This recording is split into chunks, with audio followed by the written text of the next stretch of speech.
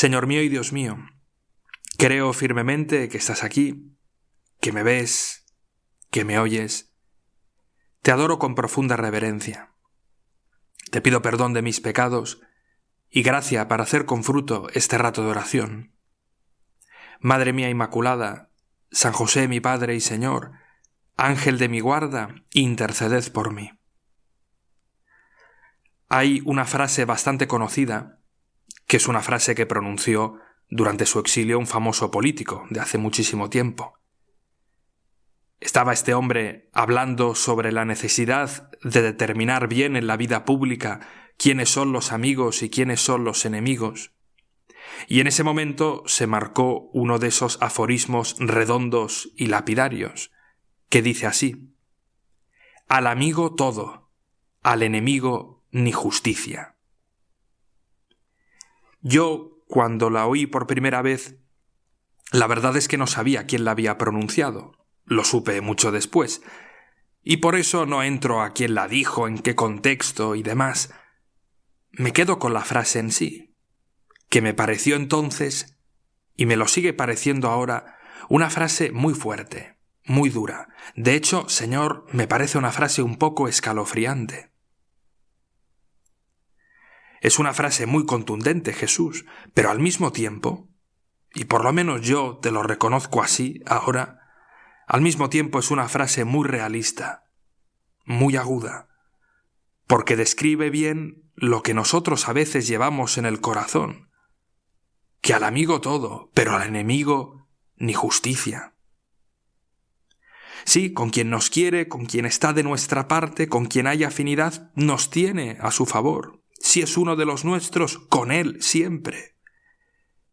Pero si es un competidor, si falta afinidad, si es alguien que nos hace incluso a veces sufrir, si no es uno de los nuestros, si es un enemigo, a ese ni agua. Y tenemos que admitir, Señor, por lo menos yo lo hago ahora, que a veces funcionamos así o podemos funcionar así. Que eso lo tenemos medido dentro, que al amigo todo y al enemigo a veces ni justicia. Puede no gustarnos y desearíamos que fuera distinto, es verdad, pero es innegable que a veces así es nuestra reacción. ¿Y cuántas violencias, Jesús, en el mundo, de mucho tipo, tienen su raíz precisamente en esto? Y supongo, Señor, que por eso fue tan revolucionario, y lo sigue siendo, lo que tú propones en el Evangelio de la misa de hoy. Habéis oído que se dijo: amarás a tu prójimo y aborrecerás a tu enemigo. Así empiezas a hablar, Jesús, poniendo las cartas boca arriba, descubriendo lo que era una experiencia común de quienes te escuchaban. El Antiguo Testamento, en realidad, no ordenaba aborrecer al enemigo, porque el Levítico lo que dice simplemente es que uno no se vengará de los hijos del propio pueblo ni les guardará rencor, sino que amará a su prójimo como a sí mismo. Pero claro, supongo, Señor, que a partir de ahí podía ser fácil deducir que con quien no era prójimo, que con quien era enemigo, entonces podía hacerse lo contrario.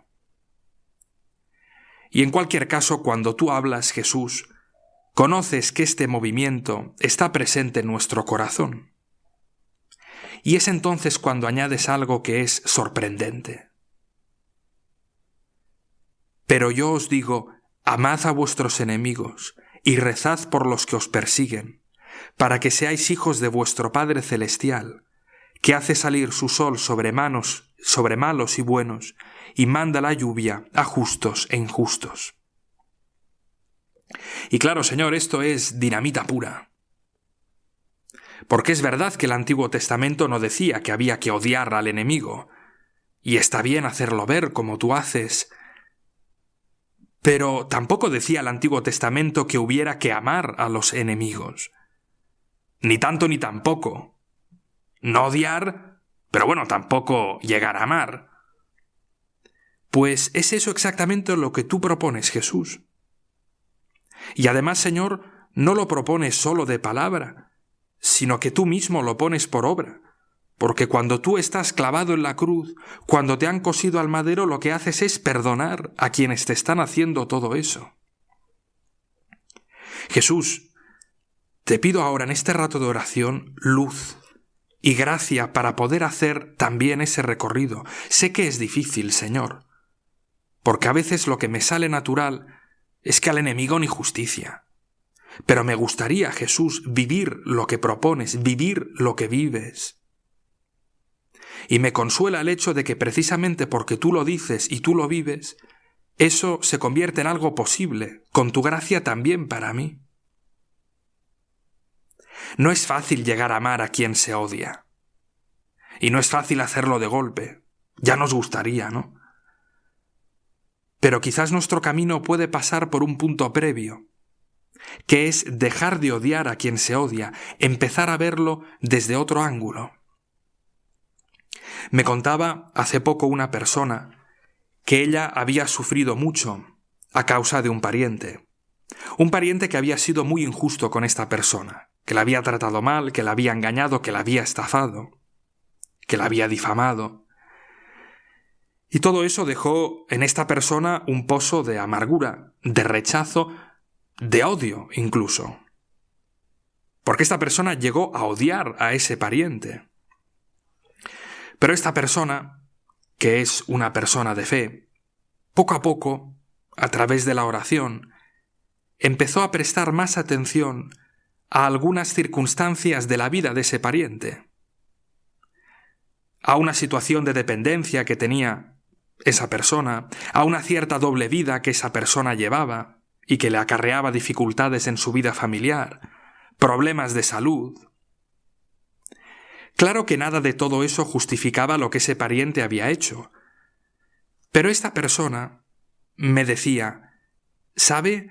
Yo antes lo miraba con odio, y al empezar a fijarme en todo eso, empecé a verlo sencillamente con tristeza, y el odio empezó a irse, y ahora lo miro con compasión, y ojalá pudiera darse cuenta y cambiar.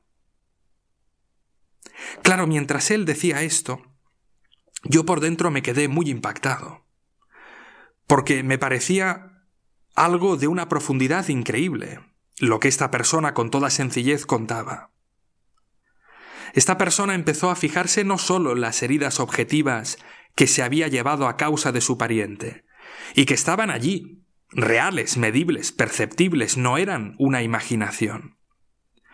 Pero esta persona también empezó a fijarse en las propias heridas que esa persona, que ese pariente llevaba también dentro. Empezó a mirar desde un ángulo distinto, desde el ángulo de la compasión. Y esa es a veces la propuesta de Jesús, tu propuesta, Señor, mirar desde un ángulo distinto, desde el ángulo de la compasión.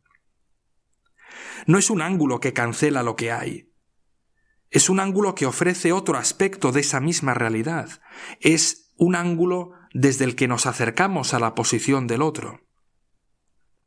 Y cuando se empieza a mirar a alguien con compasión, entonces podemos empezar a desear que cambie.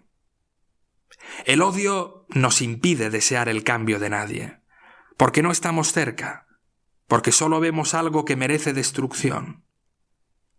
La compasión, en cambio, nos permite empezar a desear para otra persona el cambio, porque nos acercamos, porque sin negar lo sombrío vemos algo más, algo que puede ser capaz de salvación. Sí, Jesús, del odio al amor hay un trecho. Por eso quisiera empezar por la compasión y de allí pasar a querer, a amar. A lo mejor en nuestra vida cotidiana pues no nos encontramos con grandes enemigos, ¿no? Ni gestionamos quizás grandes odios. O quizás sí, no lo sé, pero en fin, lo que a todos nos ocurre, más o menos, y tú, Jesús, lo sabes bien, es que a veces hay personas que nos cuestan más, ante las que experimentamos un poco de aversión, de rechazo. Y bueno, entonces quizás puedo pensar qué talento o aspecto bueno tiene. Quizás lo primero que me sale es una lista de cosas malas o que no me gustan, vale, pero seguro que hay un talento o un aspecto bueno, algo, aunque sea pequeño y esté un poco oxidado. Madre mía, María, tú eres Madre de Misericordia, y esa misericordia la quisiera yo llevar también impresa, metida en el corazón. Porque al amigo todo, pero al enemigo el doble de todo, porque el enemigo está mucho más necesitado, no solo de justicia, sino también de misericordia. Te doy gracias, Dios mío, por los buenos propósitos, afectos e inspiraciones que me has comunicado en esta meditación. Te pido ayuda para ponerlos por obra. Madre mía Inmaculada, San José, mi Padre y Señor, Ángel de mi guarda, interceded por mí.